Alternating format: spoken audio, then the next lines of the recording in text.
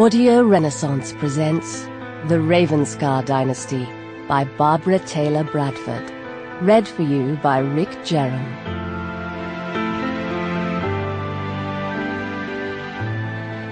Yorkshire, 1904. Edward Deravenel galloped ahead at great speed, leaving his brothers behind, rapidly gaining the advantage. He urged his white stallion forward, oblivious to the icy weather, the lash of the wind on his face.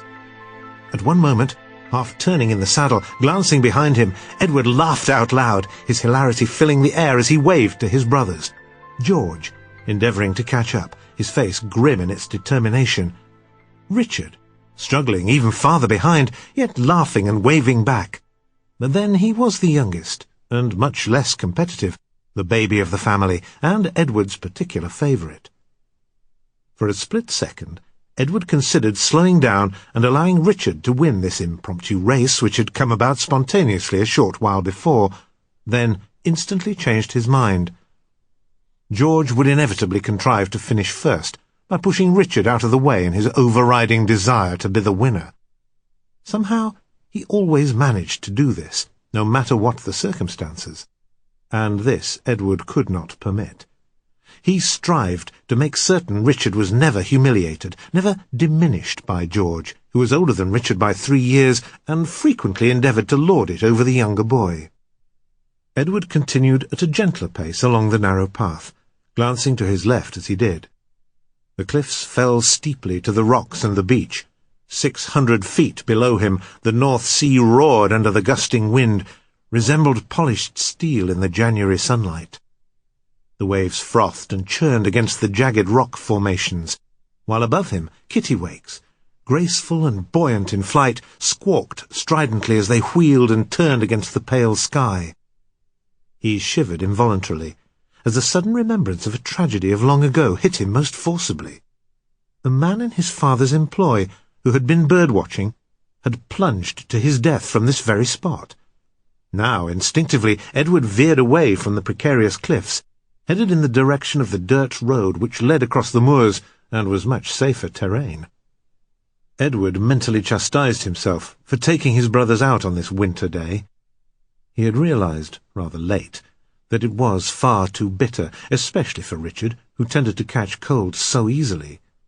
He dared not contemplate his mother's ire if the boy fell sick because of this ill-conceived outing. Swinging his head, Edward saw that the boys had again slowed, and were obviously fatigued by the long ride. He must spur them on, get them home without delay. He shouted, "Come on, chaps, let's get a move on!" and he set off at a brisk canter. Within minutes, to his profound relief, their ancestral home was in his direct line of vision. Ravenscar, the beautiful old manor house where the Deravenels had lived for centuries, stood on high ground set back from the sea and dominated the surrounding landscape.